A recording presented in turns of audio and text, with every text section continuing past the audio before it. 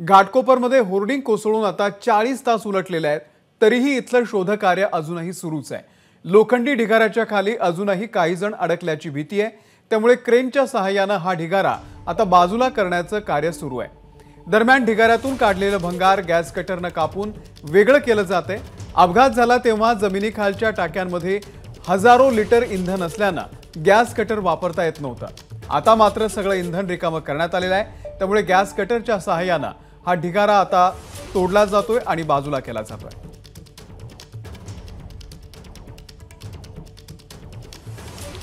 इकडे एनडीआरएफचे assistant commander Nikhil Mudholkar यांनी या सगळ्या बचाव कार्यासंदर्भात काय माहिती दिलेली आहे आपण पाहूयात। गॅस कटरचा यूज होऊन पहिला गिर्डर आपला अपकट झालेला आहे आणि त्यानंतर आता आपण दुसऱ्या गिर्डरकडे चाललो आहेत आणि तिसऱ्या गिर्डरमध्ये जे दोन ते तीन कार फसलेल्या आहेत त्या गिर्डरच्या खाली त्यांचा आपलं सर्च करायचं राहिलेलं होतं, तर तिथे होऊ शकतं की कोणी फसून असल्याची शक्यता। मृत्यूंचा आकडा वाढलेला आहे का अजूनही 14? मृत्यूंचा आकडा अजूनही 14च आहे। एका कारमध्ये आम्हाला संशय आहे की आमची तिथली टीम पोहोचली होती काल, तर तिथे दोन लोक फसून असल्याची शक्यता आहे। दरम्यान घटनास्थळावरून आढावा घेतलेला आहे आमचे प्रतिनिधी अमेय राणे यांनी।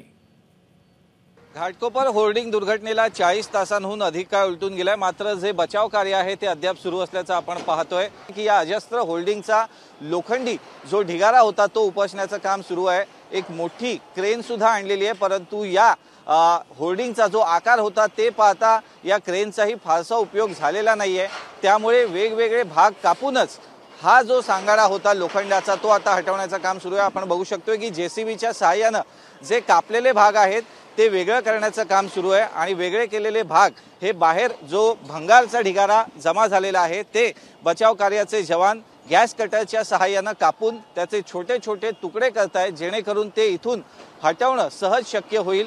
अजूनही या ढिगाऱ्यात काही जण अडकल्याची शक्यता आहे।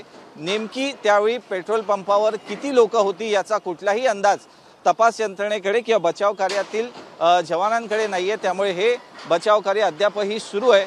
तुर्तास 14 जणांचा यात बळी गेलेला आहे, तर 80हून अधिक लोक जी आहेत ती जखमी झालेली होती। 40 पेक्षा जास्त लोकांवर राजावाडी आणि आसपासच्या काही रुग्णालयात अद्यापही उपचार सुरू आहेत। प्रशासनाकडून जखमी आणि मृतांकरता आर्थिक मदतीची घोषणा केलेली आहे, परंतु जर हे होर्डिंग इथं बेकायदेशीर होतं तर ती जबाबदारी कुणाची? कारण की रेल्वे प्रशासन आणि पालिका आता एकमेकांवरती जबाबदारी ढकलते आहे।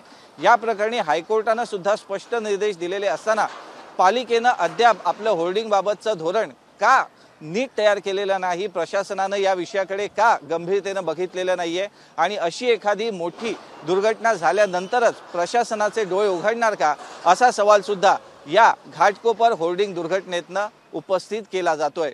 कॅमेरामन गजानन बाळापूरकर समेर राणे, एबीपी माझा, मुंबई। एबीपी माझा, उघडा डोळे बघा नीट।